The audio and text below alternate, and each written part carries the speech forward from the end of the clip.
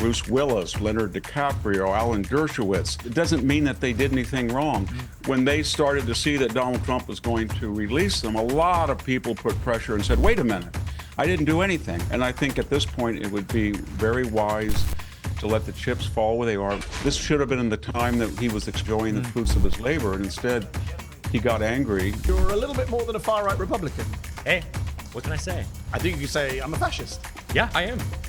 I think it diminishes your argument. When you're faced with actual people saying, I'm a fascist. Many of them are Trump supporters, Piers. Many of them are Trump supporters. When they say they want to make America great again, it's because they want to go back to a whiter America, a less browner America. If they're just grabbing brown people, Latino folks off the streets who are American citizens, and they're saying very clearly why they want to do this. But there is no evidence Donald Trump wants to throw them out because of their skin colour. Actually, there's a lot of reporting from the first term where he says, why can't we have more people from Sweden, less people from shithole countries?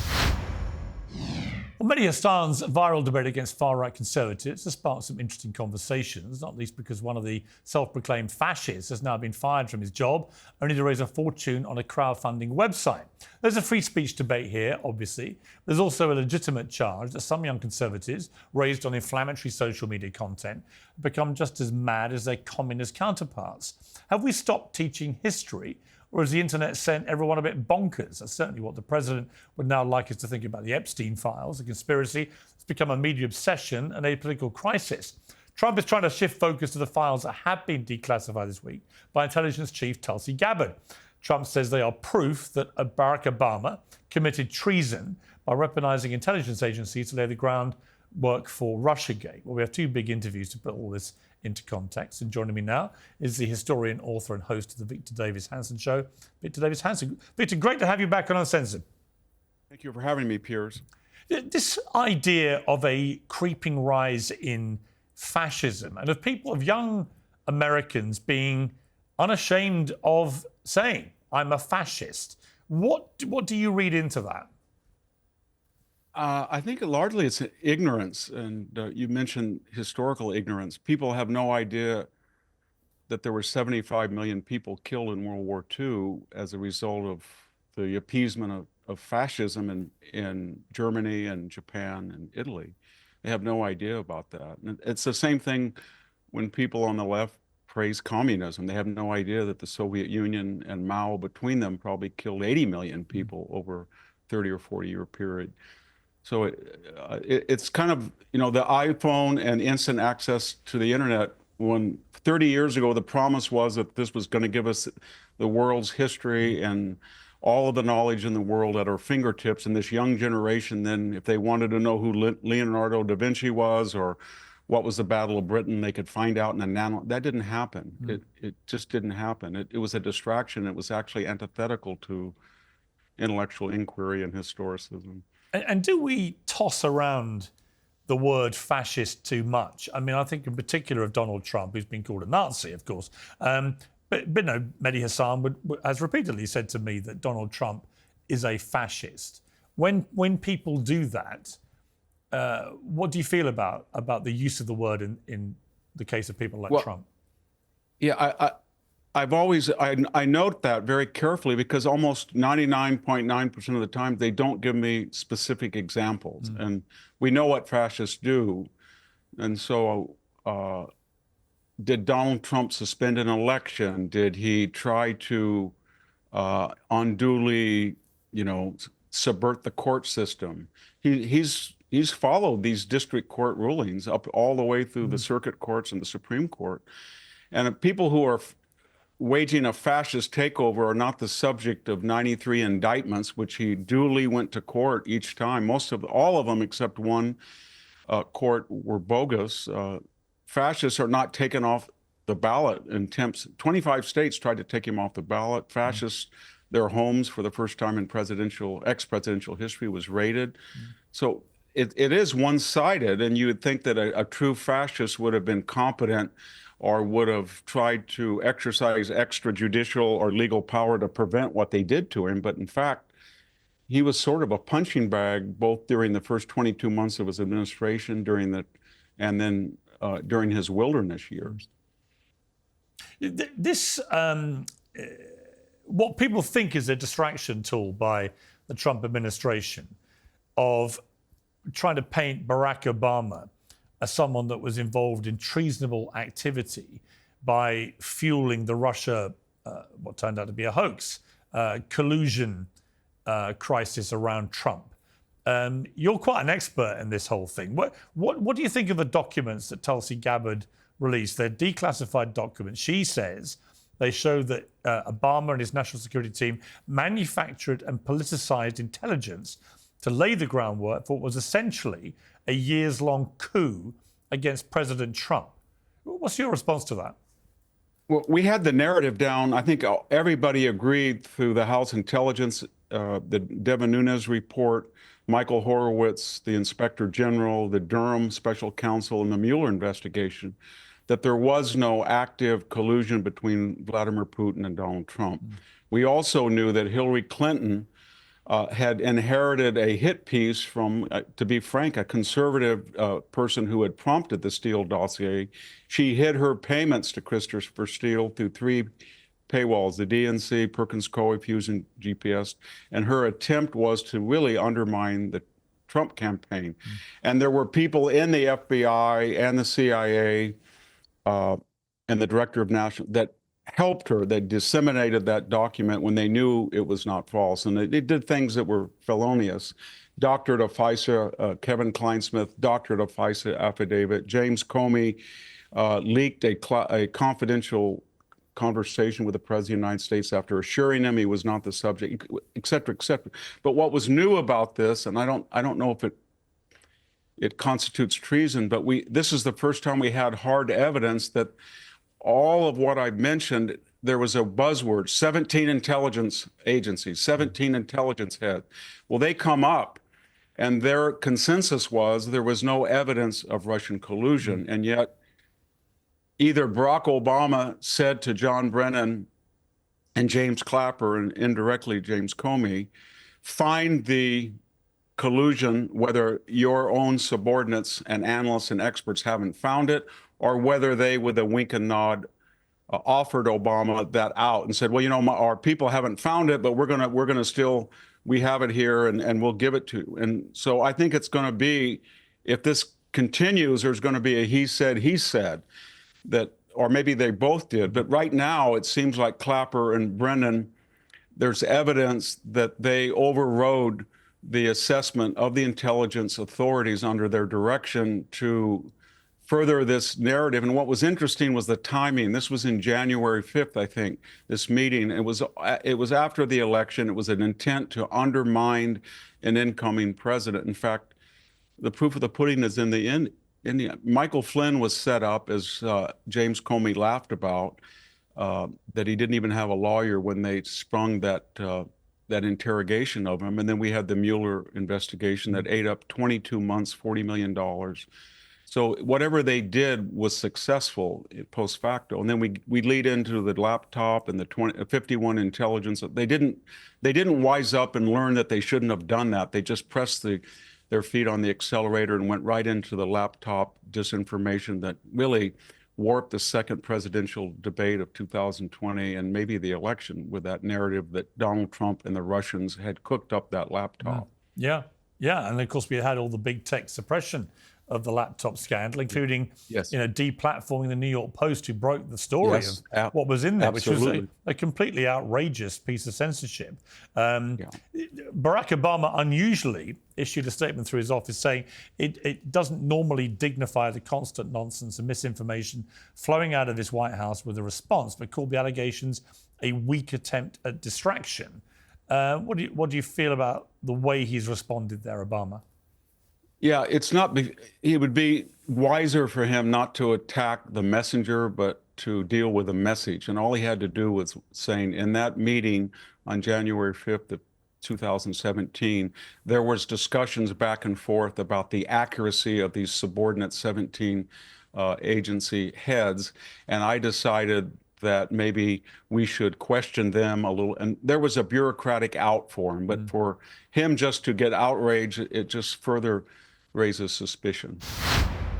Well, today's show is sponsored by American Financing. If you're feeling stretched by everyday expenses, groceries, gas, bills, you're not alone. most Americans are putting these costs on credit cards, and many feel there's no way out. One option is to delay your mortgage payments and win some breathing room. Experts at American Financing can show you how to use your home's equity to pay off debt. Consultants are helping many homeowners to restructure their loans and consolidate dates, all with no upfront fees. Their customers are saving an average of $800 per month, which is like a $10,000 raise. It's fast, it's simple, and it could save your budget this summer. So call them today before it's too late. 866-721-3300. That's 866-721-3300. Or visit americanfinancing.net/peers. The other thing that's swirling, which of course is what people think this has been released to distract from, is the Epstein scandal. Just as an overview, Victor, where do you think we are with this? I mean, A, how serious a scandal is it? And how damaging could it be to Donald Trump that it appears to be causing significant unrest amongst his most loyal MAGA supporters? Yes. I don't think Trump realized that trying to suppress names would energize the MAGA base in opposition to him, and that would feed the ongoing left-wing criticism. But when you look at all the evidence, you get the impression that Jeffrey Epstein wasn't really a financial advisor. He was a blackmailer. And he invited very powerful people and got them in compromising and often illegal situations as a way of managing their money or getting money from them. He had no visible skills, and yet he died with a fortune of nearly $500 million. So I think what happened, Piers, very quickly is Trump thought that this was going to be an open and shut case. There were going to be, he was going to be transparent.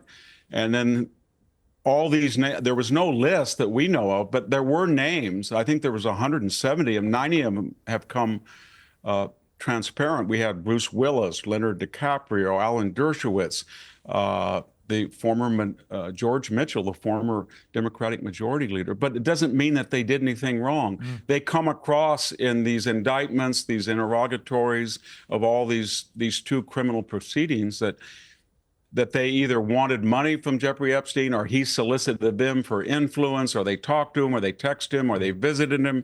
But we don't know of all those names how many people actually engaged in these horrendous activities. So I think what happened when they started to see that Donald Trump was going to release them, a lot of people put pressure and said, wait a minute, I didn't do anything. I didn't do anything. And if you release my name, and I think that team gave into that pressure. I think at this point, it would be very wise to let the chips fall where they are, release it, and each person should try to explain why they were there if they need to do that. But it's only going to get worse if they suppress it.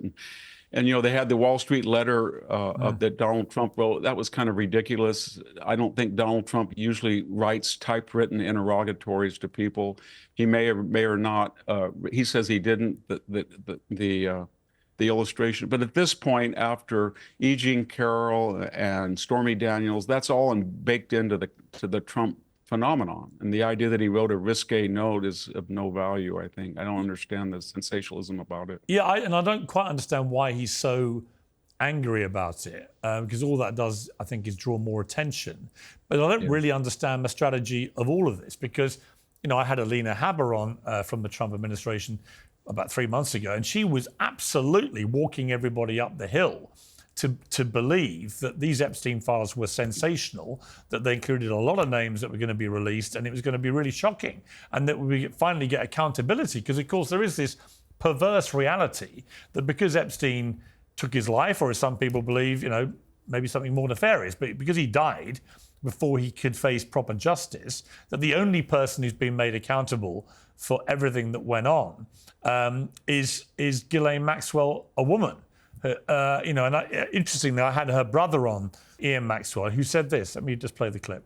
She's entitled to bring new evidence that was not available at her trial, showing government misconduct prior to the trial, in the trial, and post the trial, including, for example, the now, as far as we're concerned, confirmed perjury of one particular juror who perjured himself in front of the judge at the hearing brought at her request as to why he did not disclose his prior sexual abuse on the jury selection form.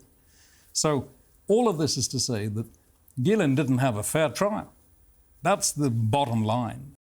Now, what is interesting about the whole interview he gave is that my feeling is that she is going to give some kind of deposition. Maybe she'll appear in front of Congress.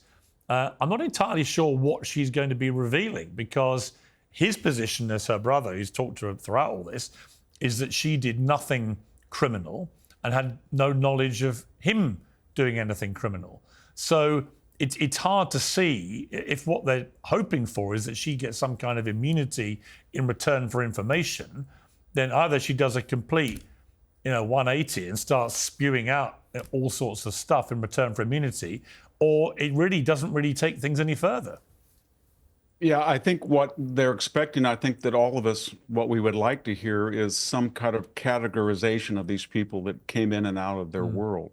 In other words, she said, this was a CEO, this was a major politician, we had an office at Harvard, and these names are in that category, and these people are in this category, and there were some people that went down to the Caribbean, or they were on the so-called Lolita Express, without maybe incriminating herself or incriminating them, but just give us some idea, because right now the public perception is that anybody who turns up in any way, shape, or form next to Jeffrey Epstein is a pedophile. Right. That's not true.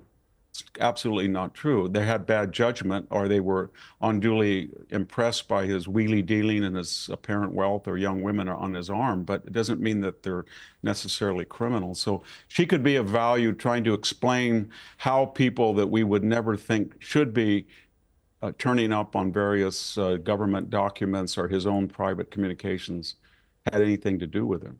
I mean, the problem, it seems to me, in terms of optics, is that everyone in the Trump administration was taking everybody up this hill, like I said, right to the point Elon Musk fell out with Trump and then tweeted or posted on his X platform, the biggest bombshell is that Trump's in the Epstein files. And then within like 2-3 weeks, everything on the Epstein files is shut down. And all that has done is fuel just massive conspiracy theories about what did Elon Musk see in these files, how is Donald Trump potentially compromised, et cetera, et cetera. And I think, like you do, I mean, my gut feeling is Trump has done nothing criminal here whatsoever in relation to Epstein, but he was quite a friend of his for quite a while. That is uncontestable. There was a report, I think CNN last night said that Epstein attended Trump's 1993 wedding to Marla Maples. But again, that doesn't shock or do anything to me. It's like, well, they were friends. I'm sure Trump had all sorts of people there that probably, with hindsight, might look a bit dodgy. But it doesn't mean Trump did anything wrong in relation to them. So I just feel like they've created a much bigger problem with the way they've handled this.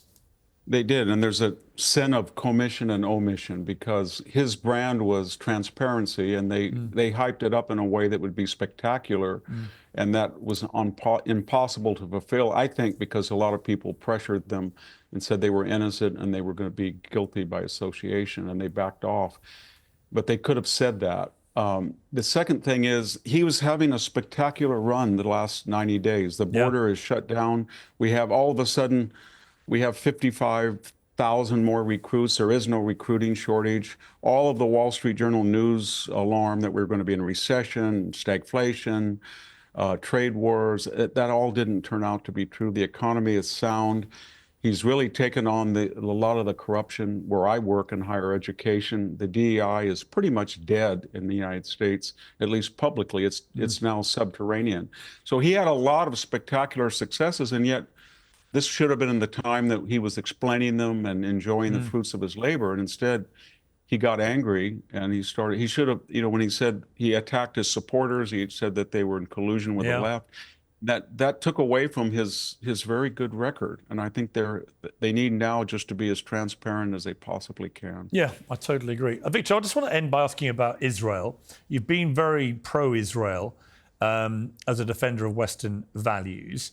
But you said recently we're at a historic time in the Middle East. Never in our lifetime have we been closer to a complete revolutionary fervour that gives promise of normalcy for the Middle East, and never have we been in more danger of seeing the entire region blow up. How do you feel today? Summer is here, and everyone knows to protect their skin from the sun. But what if you could also protect it from collagen loss and inflammation, even repairing damage you did when you were younger? Well, the good news is that you can. Something I learned from the scientists at OneSkin.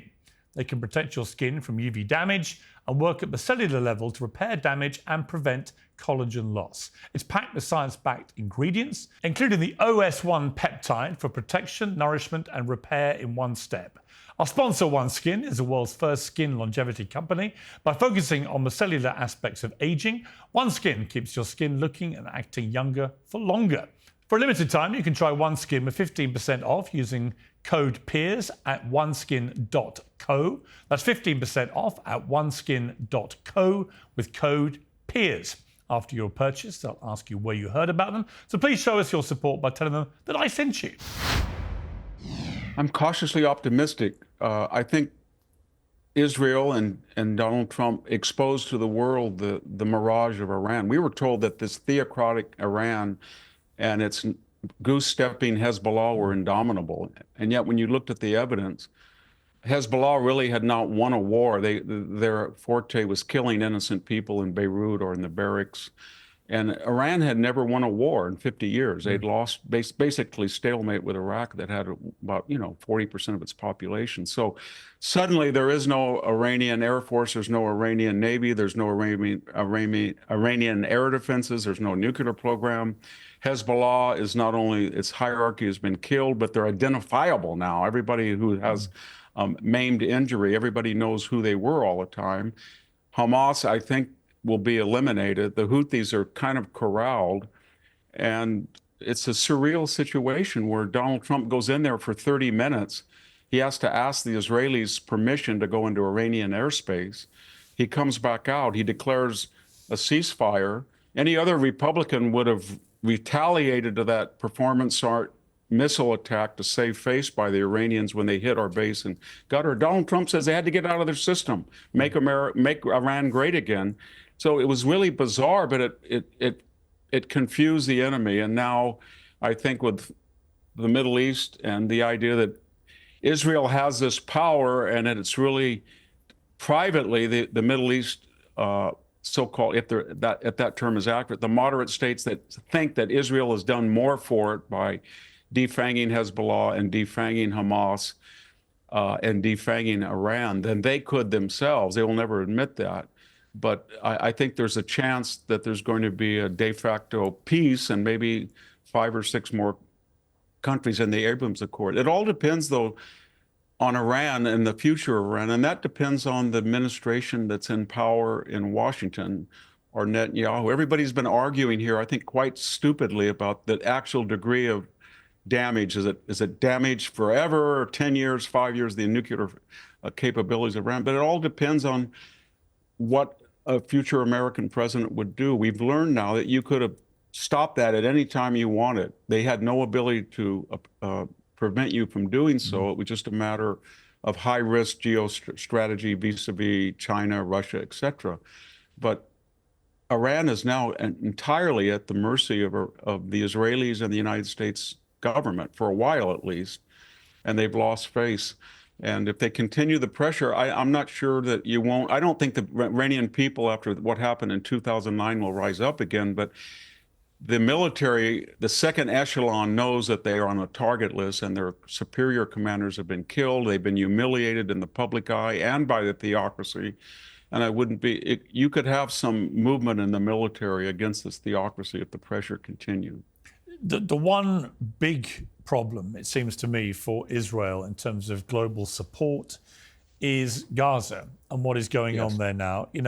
I've got to be honest, I've moved from a position of defending Israel pretty vociferously in the few months after the appalling attacks of October the 7th to now finding a lot of what they're doing in Gaza indefensible. The starving of people, the constant slaughter of civilians, particularly children, and the failure to achieve the original goals and the apparent new goal, as articulated by people like Smodrich on the far right of the government, that they want to cleanse Gaza of all Palestinians. I mean, are you concerned that there seems to be no obvious plan here, and that in the process of prosecuting the war that they're doing, in the way that they're doing it, the Israeli government is turning Israel into more and more of a global pariah, particularly amongst its friends, who have all been issuing statements condemning what they're doing, and that also perhaps making the lives of Israelis and Jews around the world less safe as a consequence? Well, it is true. I think everybody realizes, I think some people in Israel realize it, and maybe even the government, that there's only one solution to Gaza, and that is the Palestinian people will be in Gaza. It's their territory. But Hamas is a terrorist organization, and if they come back, they will not only oppress their people again. They had one election one time, and then they hijacked that government in 2005-06. Israel pulled out. They left $50 million in infrastructure, and they destroyed everything. And so they pulled out all the settlers, and they said, it's all yours now. And we know what followed. But so I don't think that the idea of a Hamas in Gaza is compatible to the United States or Israel. No, I agree. Even so that they're going to. So the solution is, how do you rebuild that by getting rid of Hamas and not letting Hamas terrorize the people? I know, but nobody's found a solution. I will say here in the United States, on campuses, when I see people protesting, and by the way, most of the protests started after October 7th, but before October 23rd or 4th, when Israel went into Gaza, there's an asymmetry that no one really explains. I mean, there's 1 million people in labor camps in China, Rwanda, and the Congo. It was one of the most bloody wars in the world. Turkey is illegally occupying Cyprus, still illegitimately, illegally, much more dramatically than even Gaza. The Kurds have been pretty much attacked. Armenia just was ethnically cleansed of 200,000 people by the Turkish forces. No one says a word. So I, as a historian, I always ask myself, why is everybody talking about this? And they should talk about, but they're not talking about what happened to Armenia. They're not talking about what happened to the Kurds. They're not talking about occupied Cyprus. They're not talking about any of this. And I don't know, I don't have an explanation other than Israel is very successful and Western, and people think that it's an easy target. It listens to its critics. It's a democracy. Or there's a lot of, I have been surprised how much anti-Semitism, and not just, I knew it was on the left, but it's also starting to emerge in the right-wing base. And that I hadn't seen that since the 1950s in the United States. So it's very worrisome. And I don't think it's just in response to what Israel's doing. I think there was a deep-seated anti-Semitism that the Israeli-Gaza thing gives people a legitimate platform, because some of the things you hear on campus, it goes way beyond. I mean, when two Harvard students rough up a Jewish student, and one of them is made the grand marshal of a graduation ceremony, and the other one, after that is known and investigated, and he's on probation, he's given a $63,000 scholarship by Harvard. Something is very wrong in American higher education. Yeah. Victor Davis-Hanson, what a pleasure to have you back on Uncensored. Thank you very much. Thank you for having me, Piers. Returning now to Uncensored is Mehdi Hasan, the editor-in-chief of Zeteo, who says his debate with those self-declared fascists was the most insane thing he's ever done. We've got plenty to discuss here, but let's start by reminding viewers what we're talking about. My family lineage is settlers from the 1500s. So You don't look very Native American to me. I am Native American. Whites not. are Native Americans. What are you Sorry, talking about? you're not. What are you talking about? You're a little bit more than a far-right Republican. Hey, what can I say? I think you could say I'm a fascist. Yeah, I am. Listen to me. I am an immigrant. I'm speaking from personal experience. Get the hell out. I don't even like... I should get the hell out. Yes. It was pretty shocking, a lot of that stuff. I mean, how much of it was of that nature? Unfortunately, the vast majority of it, it's about hour 40 edited on YouTube. If people want to watch, I believe several million people have watched. The Jubilee format is very viral and buzzy and clickbaity and gets a lot of views. Unfortunately, a lot of it was that. I mean, Piers, you know me. I like a good debate. I like a good argument. It's why I agreed to do it. The idea of 20 to 1, I like those odds. But even going into that room and seeing those people as Trump supporters, as self-declared far-right conservatives, that should have been a sign to me. Which people proudly self-identify as far-right? That should have been a giveaway. But even I did not expect, and you know me, I've used the word fascist to describe Trump and his supporters, but even I did not expect this level of open authoritarianism, fascism, white supremacy, conspiracy theory, racism to my face as an American citizen, telling me that I'm not a real American, that America is only for white people, that I should get the hell out. That was deeply disturbing and shocking. Now, everybody knows how much I enjoy my tea, and I'm very happy to say that today's show is sponsored by Peak's Pure Fermented Teas. These are not your average brews. They're sourced from 250-year-old wild trees in the Himalayan foothills, which are untouched by modern farming. No pesticides, no fertilizers, just nature at its best. Pure delivers a full spectrum of prebiotics, probiotics and postbiotics, just like the fermented foods found in longevity hotspots. It comes in crystal form, so there's no messing around. Just dissolve, sip, and feel the difference. It's trusted by health experts, including Casey Means and Dr. Mark Hyman. There's teas for all occasions, and they all support your gut health, metabolism, and cellular renewal. The next time you put the kettle on, ask yourself, is my tea working as hard as me? Peak's Pure Fermented Teas for the gut of a Brit and the longevity of a Himalayan monk. Get 20% off for life, plus a free frother and glass beaker with the Pure Bundle. Visit peaklife.com/peers. That's peak, P-I-Q-U-E, life.com/peers. I mean, there's a difference between being far right and a fascist. Do you accept that?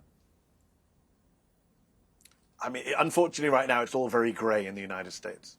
I would say that's part of the problem, is that because in the last few years, everyone has casually tossed around phrases like fascist, Nazi, etc., it kind of diminishes the reality when you see it, when they clearly are.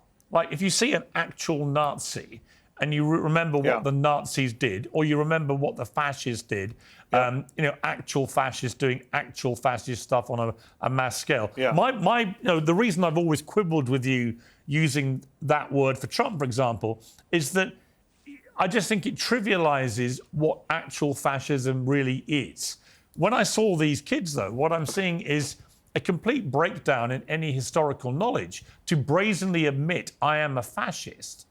You never mind the open racism you had to put up with, which was obviously contemptible. But to just casually admit in a sort of cheery way, I'm a fascist, it just said to me they don't understand what that means. Maybe, I mean, or that they do understand what it means and they like it. And this is the slight problem. All of the polling shows, Piers, that the Republican base has become more authoritarian over the last 5-10 years, has become more open to strongman rule, do call Donald Trump daddy because they like the idea of a strong leader, have told pollsters time and again that they're happy for Trump to ignore court rulings and ignore Congress and take more power for himself, which he's done, by the way. He has defied court orders, has defied the Supreme Court. And look, we can argue back and forth about the word fascist, just like on Gaza, you and I have argued about the word genocide. What we can't argue about, and surely what you cannot deny, is that America right now is going through an authoritarian moment. Most political scientists and scholars of democracy are saying American democracy is in decline, is going backwards, is regressing. We are seeing a much more authoritarian approach to government. The Republican Party is enabling Donald Trump's worst excesses. Again, call them whatever you want, authoritarian, illiberal, fascist. And these kids, quote unquote, they're all adults, but yes, young Americans, sitting in that warehouse with me, I don't think they're just ignorant. I actually do think they're taking their cues from the top. They are saying this stuff because Donald Trump has emboldened them. These views, Piers, as you well know, you lived in the United States, these views have been around for decades. But they were said in private. They were said in people's homes. They were said on some weird internet message board. They've become emboldened to say this stuff out loud because the leader of the country says similar stuff out loud. When they say to me, I'm not a real American, I should be deported, denaturalized. I mean, Donald Trump, Piers, is openly saying that Zohran Mamdani, the Muslim American citizen candidate for mayor of New York, is maybe here illegally. Maybe we have to investigate his citizenship based on nothing.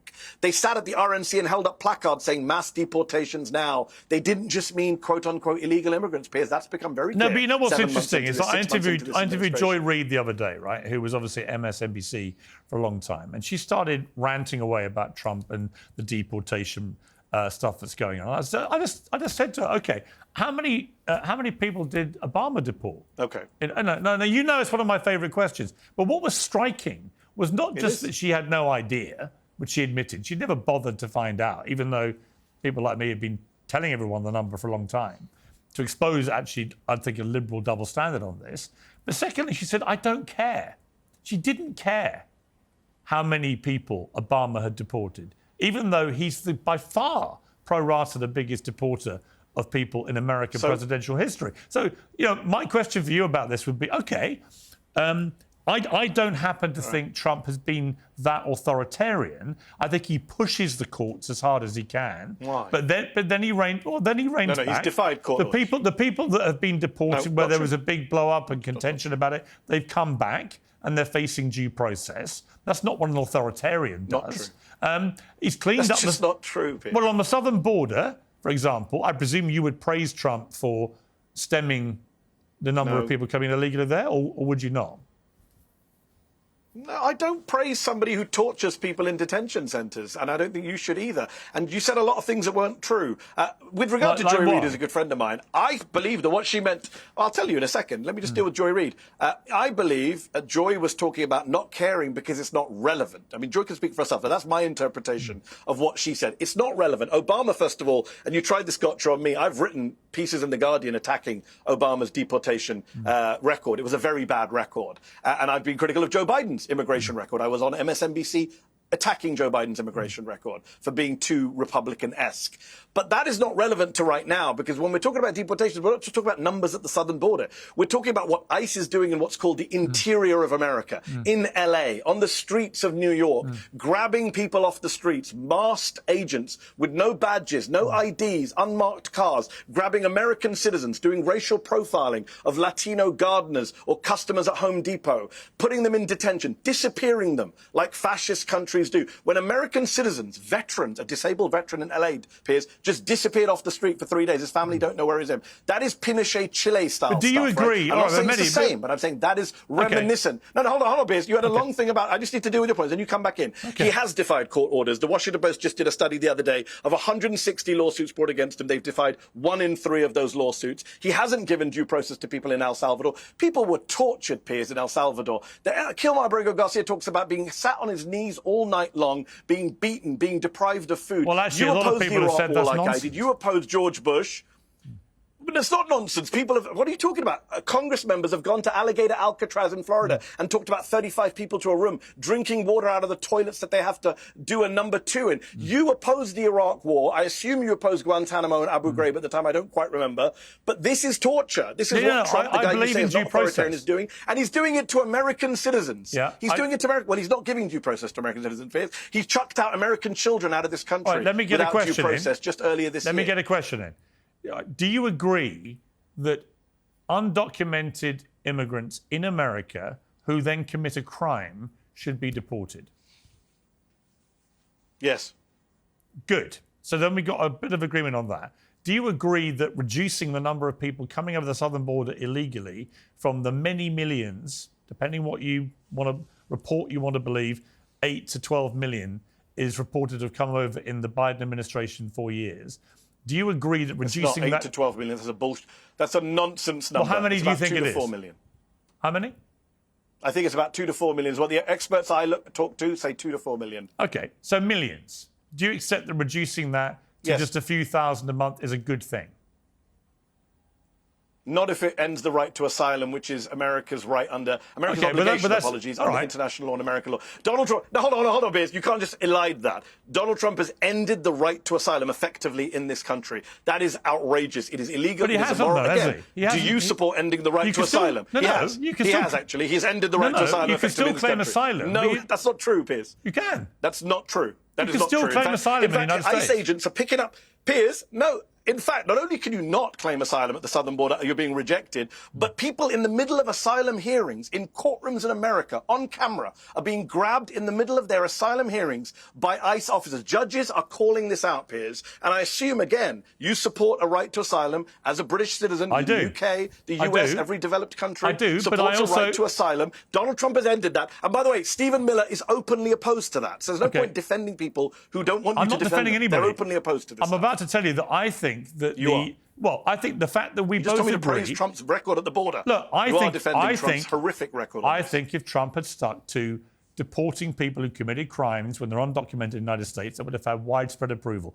I do not like. Yeah, which every I do president not does. like this chilling sense of fear that everyone undocumented in America currently has because of the extraordinary work they do for the US economy. Never mind anything else. Never mind the humanity. Not just undocumented, Piers. What about the legal? Hold on, not just undocumented. What about legal immigrants? He's detained green card holders. He's going after American don't think it's citizens. right. They've set up a committee. I don't think it's right. So, okay, you don't think it's right. Do you think it's authoritarian? You're not worried about the direction of travel in the US, where 2/3 of Republicans basically identify as authoritarians in I think polls, there are- where a majority of Republicans tell pollsters, we think Trump shouldn't follow the courts or Congress? I think, You're not of course, he worried by should. that? Well, of course, he should follow courts. But I think that in relation to the immigration issue, that the vast majority of Americans I've seen interviewed, right, doesn't necessarily mean that is the majority of the country, but most people think if you're in the country illegally, that isn't something to be applauded. I know that when I wanted to go to America and get a home there, which I have, and work in America, I had to go through a laborious, quite painstaking, quite expensive process of getting a visa, for example, right? That is the normal way people operate in other countries. Yes. So that is how a lot of people do it. They do it the legal way. We have the same issue in the United Kingdom with people coming over on boats from France in the tens of thousands, right? It is annoying to those who do things the right way. So I understand that, but I also understand you cannot just deport every undocumented person in America. It would create complete mayhem. It would wreck the economy. It's unworkable, and it's also intrinsically unfair if someone's been there for a few years, has family born in the United States, is working and paying taxes and contributing to the economy. I think it's not right that those people should be picked up and thrown out. Right? Now, so there are lots of complexities to this, and I agree with a lot of it, probably along with you. I just don't think that you can ignore, as Joy Reid wanted to, what Obama did for 8 years as a Democrat president and as a black and as the first black president. Piers, come on, Piers. I get that you need to do this both sides shtick for your show, but Obama It's is not not a relevant. shtick. Obama did not I defy actually the do look Supreme at both Court. sides. Well, okay, point to me. Well, Piers, point to me then. I'll give you as long. I've got to go soon, but I'll give you as long as you want before I go. When did Obama defy the Supreme Court on immigration? He didn't. When did he defy lower court judges? He didn't. Joe Biden didn't either. So we're talking about the courts here, right? Judges, Trump-appointed judges, Piers. A Trump-appointed judge said earlier this year that an American child was expelled, deported from this country, even though you can't legally deport an American citizen, but was kidnapped and taken out of this country without meaningful process. That is the words of a Trump-appointed judge. You cannot find an equivalent for Barack Obama, and I carry no water for Obama on immigration. One thing I've got to say on undocumented folks, some of these people, not just here a few years, they picked up an Iranian woman, a grandmother in her front yard gardening, who'd been here since 1979. She came as a child. Her family claimed asylum after the Iranian Revolution. They picked up and detained her. This is insane. And by the way, the polls show, Piers, that Americans do want deportations, but when they're asked more detailed questions, do you support people who've been here for many years? Do you support people who have committed no crimes? Do you support deporting people who want a pathway to citizenship? They don't support deporting those people. They support, like you and I do, deporting violent criminals, which Biden was doing, Trump did, Obama did. Everyone agrees on that. What he's doing right now, and what Stephen Miller is doing, Piers, just so your viewers know, Stephen Miller went to ICE and said, you better round up 3,000 people a day. He's given them an arbitrary number. And ICE people are saying, we can't do this. It's not possible. He said, just go to 7-Eleven, go to Home Depot, and just round people up. They're doing racial profiling, Piers. They're just grabbing brown people, Latino folks off the streets who are American citizens. And they're saying very clearly why they want to do this. Right? They want to make, when they say they want to make America great again, it's because they want to go back to a whiter America, a less browner America. That is Stephen Miller's vision. That is, you get Stephen Miller on Piers and ask him. They've not said that. They've not said that, have they? Stephen Miller is a white nationalist. Stephen Miller is a white nationalist who spent a career enabling and promoting white nationalism. It's all on the record. But there is no evidence Donald Trump wants to keep people in because of their skin colour or throw them out because of their skin colour. Actually, there's a lot of reporting from the first term where he says, why can't we have more people from Sweden, less people from shithole countries? So I'm pretty sure I know what he was talking about when he was talking about Swedish folks. Well, he's probably talking about the 7 countries which Obama banned people from coming in from because of their terror record. Was he? He didn't ban entire peoples from coming in. He Actually, put them on he did. a terror That was list, the farce which I don't agree with. That was the farce when Trump did it. The left all went nuts, and it turned out Obama done exactly the same thing He didn't ban with the same everyone countries. from coming in. By the way, Donald Trump in December 2015 said we need to ban every Muslim coming into the United States. Do you support that Islamophobic, racist position? He said, if I remember accurately what he said, it was after an appalling terror attack where I think over 50 people got murdered. And he said, we're going to have a short-term suspension on people coming in from the same countries that Obama had done this to. No, he didn't. Until he said we every Muslim. Until we figure out what's going on. Not true, Piers. People can Google it right now. You're wrong and I'm right, as ever. He said all Muslims will be banned from coming into the United States. He didn't say anything about 7 couries. That's what it became when he came into office. But he said he wanted to ban all Muslims from coming in. Surely you disagree with that? No, Mehdi, in the end, I always say with Trump, act on what he does, not what comes out of his mouth, right? You don't like that. And I've been telling you, I've got to run, but I've been telling you for the last 20 minutes what he's been doing, and you partly agreed with me. But now at the end, because you've got to do the both sides stuff, you've got to defend Trump. How many countries you don't agree with picking up Latinos outside of Home Depot? Piers, you don't agree. You don't agree with picking people up outside Home Depot. How many Muslim countries in the end did Trump ban people coming in from? I think 5, if memory serves me correctly. I think it was 7. 5, the same 7 Obama had done. That's my point. You can't ignore history. You can't just pretend Obama didn't do exactly the same thing. Obama did not ban Muslims from coming into the US. He did not say Islam hates us. He did not say that. He did not tell Muslim members of Congress to go back to where they came from. I remember when you came on my show, Piers, and I read out the quote to you, where he told the 4 members of the squad to go back to the countries they came from, and you would not call it a racist statement, but it was a racist statement. You know it, and I know it, and everyone watching knows it. Mehdi, and everything they said to me on Jubilee, by the way, is stuff that Trump has said, or a version of. It's not. I think it diminishes your argument. When you're faced with actual people saying, I'm a fascist, it's hard. Where do you think they're getting it from? These people, many of them are Trump supporters, Piers. Many of them are Trump supporters. So? Where do you think they're getting it from? They're proud Trump supporters. Every political leader has appalling people that follow them. Every one of them. You tell me one in America who hasn't. But only one pardoned the violent criminals who supported him. Only one. And his name is Donald J. Trump. And I assume you don't support those pardons either. Joe Biden pardoned all his family, who many people think are a bunch of criminals. What's the difference? And Donald Trump pardoned people who beat police with pipes. There's a big difference, Piers, as you know. Is there? We don't know. We'll never find out. Always a pleasure. We'll never find out what the Biden family did in relation to the crime, because they've all been pardoned. Mehdi, great to talk to you, as always. Thanks, Piers. Piers Morgan Uncensored is proudly independent. The only boss around here is me. If you enjoy our show, we ask for only one simple thing. Hit subscribe on YouTube and follow Piers Morgan Uncensored on Spotify and Apple Podcasts. And in return, we will continue our mission to inform, irritate and entertain. And we'll do it all for free. Independent, uncensored media has never been more critical, and we couldn't do it without you.